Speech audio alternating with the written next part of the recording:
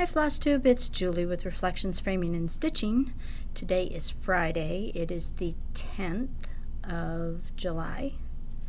And this is Chart of the Day video number 60. How are you today? I'm doing okay. It's the end of the day. I did not have a chance to do the video earlier, so we're at the end of the day today, and I decided at the last minute to do a conversion on this particular design, so that took me a little while. So here we are. What can I say? It's hot out. I like the heat. Last night was pretty nice. I sat outside on the deck for a while, and Dan said after I went to bed I think I went to bed at 11. He went out on the deck and stitched for an hour, so it was a nice evening last night, but today it's, there jiggled the camera. But today it's hot again. We're maybe supposed to get some rain tonight, which we could use. So, question of the day from yesterday was about Blackbird Designs. And in full disclosure, I made a mistake when I was talking about the one that I would like to stitch that I haven't. There are two different designs that go with me to retreat every year, and I have not started either one of them. One of them is the one I spoke of yesterday, which was the Manor at Peacock Hill, which is actually with thy needle and thread. The Blackbird design chart that I take with me every year is Rosy Morning. It's been kitted up forever, and it goes with me every year. And every year I think this is the year I'm going to, or every retreat I think this is the year. And it doesn't happen. I don't know what the holdup is. But anyway, I apologize for any confusion I might have caused. There is not a Blackbird design with a peacock that I am aware of. So my apologies. As far as whether you all have stitched Blackbird designs, a lot of you have. There are those of you who are not interested in the more prim designs, and you have not. Some of you have them in your stash and want to stitch them, but have not yet taken that final leap into actually starting. So it was interesting to read the responses and which ones you have chosen to stitch. So thank you for answering. I did have a question. What was it? I remembered it 2 seconds ago. It's not related to the question of the day. It was regarding winter wishes for Huckleberry Farm. It would probably work okay. I'm now sold out of it. You guys really liked the chart yesterday. I sold out of the chart. I sold out of the fabric, the Winter Wishes fabric. But it would probably work. I would have to be sure, I would have to pull the colors again and see what I thought. But it would probably be okay.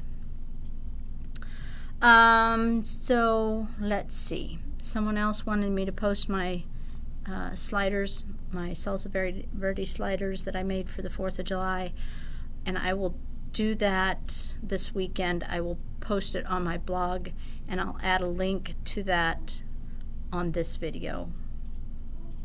I think on this video. Yeah. So I will take care of that. I think that takes care of all the business, so we'll jump right into today's chart of the day, which is an older chart, not old, but older. I believe it was released in 2016. It's from Satsuma Street, and it's probably, I think it's the first chart, I think it's the first Satsuma Designs chart that we carried in the shop, if memory serves. It's been one of my favorites ever since I first saw it. It's called Forest.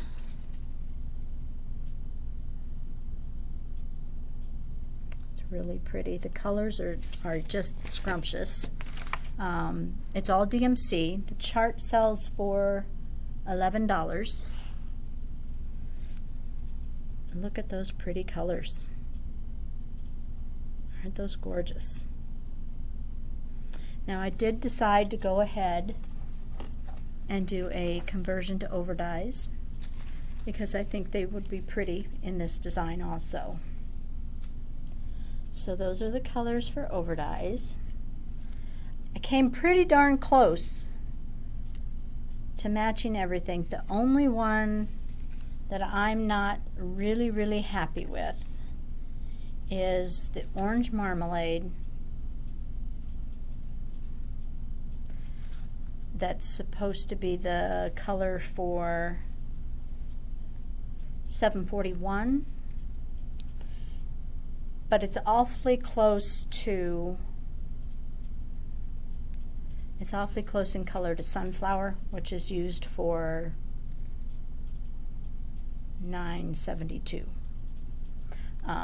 So that might be one that a person would maybe fussy cut, depending on how much is used. A person might just fussy cut the darker parts out of that one, or perhaps it doesn't matter. I didn't actually look at the chart close enough to see if they were going to be by each other or whatever. So, but anyway, so it was otherwise it was fairly easy to come up with overdyes that matched the DMC. Now the fabric called for is a 28 count Charles Craft linen called tea-dyed, which I do not have. So my go-to would be raw natural, and it would look pretty much like the cover picture on the raw natural. Flax would also work.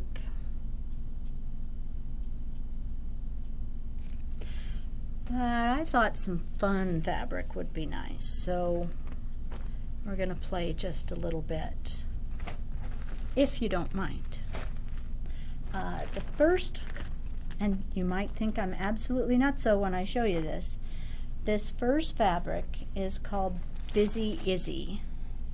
It's from Hand Dyed by Stephanie. She has the best fun fabrics. So it's pink. It's got some purple, it's got some green, it's got some acid green in it. And depending on what corner you look at, some on this side it's even pinker, but depending on the corner is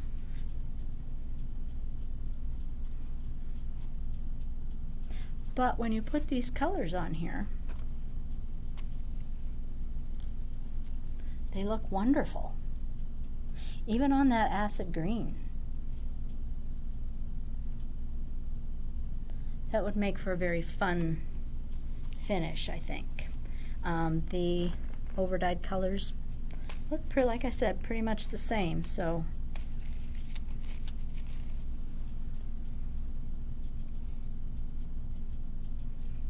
the light's kind of blowing out the color a little bit. I hope you can see how pretty that is. That would be a nice option if you want to have a little fun. There's also one called Playful Sprite, which is again a pinkish, has a little more orange to the pink. Not saying it's orange, I'm just saying the pink is a little more orange. It still has some green in there. But again, those colors look fabulous on there.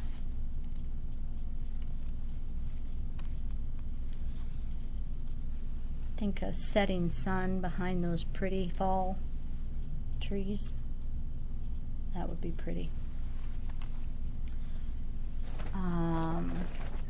If you're more of a traditionalist and you want just more of a fall look, these aren't necessarily fall trees. I don't know. They just look fall to me. But cyprium, we've seen cyprium before. This week, I think, actually. Be gorgeous on there. The colors would all kind of sizzle and pop. So that would be a fun one. I pulled out some crystal relic, 32 count crystal relic. So you can see the sparklies, which might be kind of fun also.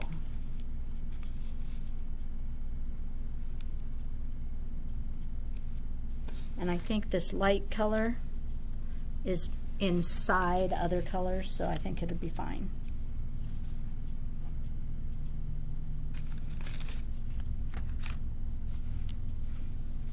But that would be kind of fun with the sparkle. And then if you want more of a Winter Wishes, I also have it in a opalescent. It might be kind of fun on that too. But I think I'd like the crystal relic better.